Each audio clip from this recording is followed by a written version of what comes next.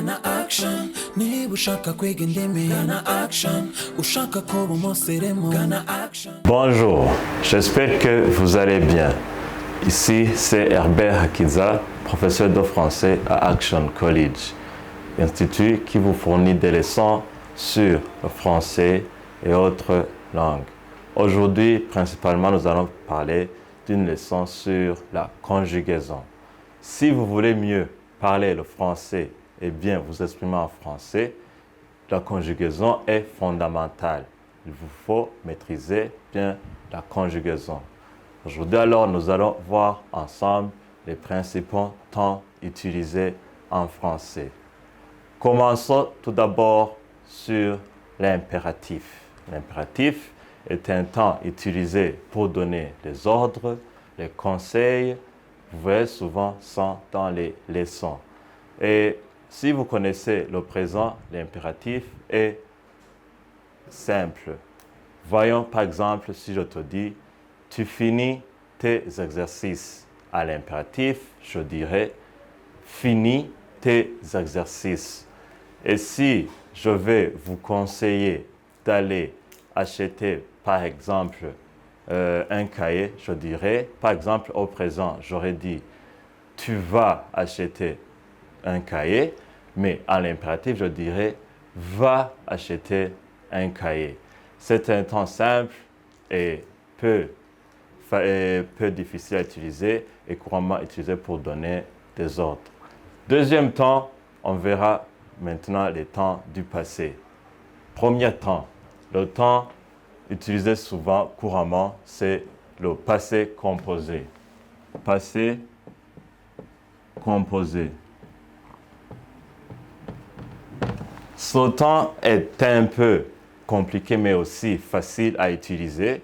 C'est que ce temps est utilisé avec deux formes.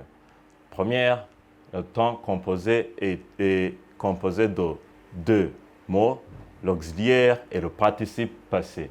Les auxiliaires sont deux. Certains verbes se conjuguent avec l'auxiliaire être, d'autres se conjuguent avec l'auxiliaire avoir. Exemple, avec l'auxiliaire être.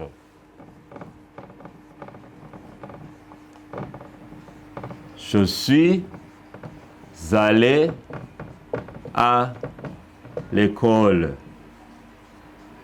Cette phrase montre que dans le temps passé, je me suis rendu à l'école. On aura l'auxiliaire être.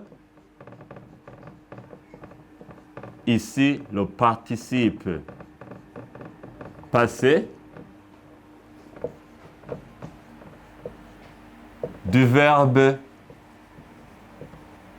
aller. Alors, c'est simple. Pour certains verbes, la plupart des verbes, pour former le participe passé, il suffit d'enlever la terminaison et de mettre un accent sur la lettre E qui termine, principalement. Mais ce n'est pas sur le verbe. Ça, on verra prochainement comment on peut faire la formation du participe passé. C'est un temps qui est utilisé dans le passé pour montrer une action qui s'est achevée, une action précise qui s'est achevée dans le passé. Autre temps qu'on peut utiliser pour montrer une action qui s'est déroulée dans le passé, c'est l'imparfait.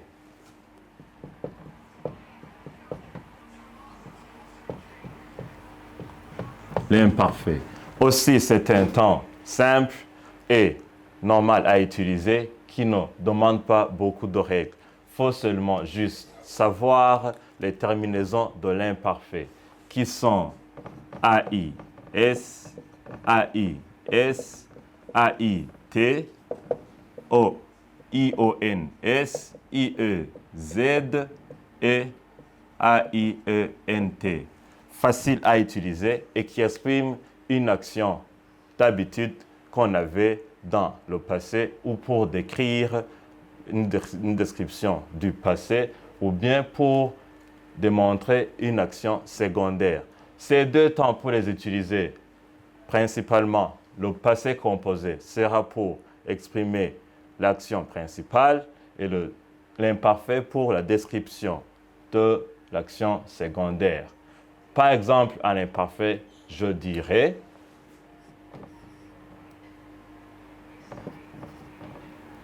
J'allais à l'église tous les dimanches. Ça montre une habitude qu'on avait dans le passé. Il y a plusieurs temps qu'on peut utiliser pour parler des choses qu'on a fait dans le passé, mais principalement, ces deux temps sont utilisés pour parler des choses ou des actions qui ont été déroulées dans le passé. Passons sur le futur, un autre temps qu'on utilise pour exprimer les activités ou les actions qui vont se dérouler dans le temps à venir, le futur. Alors pour le futur, nous avons aussi deux temps principaux utilisés pour montrer les actions qui vont se dérouler dans le futur. Premier temps pour le futur, ça sera le futur proche. Le futur proche. C'est un temps qui est actuellement beaucoup plus utilisé au détriment du futur simple. Mais, par exemple, je dirais, je vais aller au marché. Ce qui veut dire qu'aujourd'hui même, je vais me rendre au marché. Par exemple, vous verrez que ce temps est beaucoup utilisé, c'est un temps simple. Il suffit d'utiliser le verbe aller au présent auquel on y ajoute l'infinitif du verbe auquel on peut utiliser pour décrire l'action dans le futur proche. Tandis que le futur simple sera utilisé pour décrire des activités qui se déroulent dans le futur, mais dans un temps lointain. Par exemple, un petit enfant dirait « J'irai à Paris un jour ». C'est que dans le temps futur qui n'est pas du tout proche, cet enfant projette, rêve d'aller à Paris. Ce sont ces deux temps qui sont principalement utilisés pour montrer le futur. Alors, beaucoup de temps sont utilisés dans la conjugaison française, mais principalement, ce sont ces temps-là qui sont utilisés couramment. Si vous maîtrisez ces temps-là en ajoutant le présent de l'indicatif, vous saurez mieux vous exprimer et montrer ce que vous voulez accomplir ou vous désirez faire ou vous exprimer tout simplement sur l'un ou l'autre sujet si vous parvenez à maîtriser ces langues. Alors, terminons à vous dire que nous reviendrons avec d'autres enseignements la fois prochaine. C'était Herbert d'Action College, une institution qui vous donne l'occasion de connaître et de maîtriser les langues, surtout le français, et aussi qui vous aide dans la certification comme le TEFL, DELF et autres certificats que vous désirez avoir. Nous sommes là pour vous offrir et nous avons des compétences et du personnel bien formé pour vous acquérir de ces formations et de ces connaissances qui vous pourront être bénéfiques dans la vie actuelle. Je vous remercie de nous avoir suivis. Merci.